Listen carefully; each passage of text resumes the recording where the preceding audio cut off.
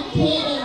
Wikang Pilipino, puso ang layunin. Bawat salita, nagsiklay na hiwaga.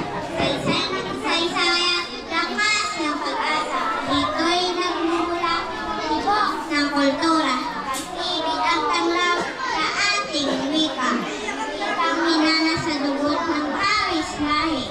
Buhay na sa gisag ng dangal at puri.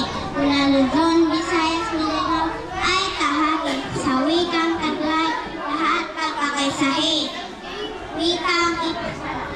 Wikang Pilipino, ipagmalaki natin, huwag hayaang tuluyang limutin. Tayo'y magkaisa, laging alalahanin. Wikang Pilipino sa gisag ng buhay.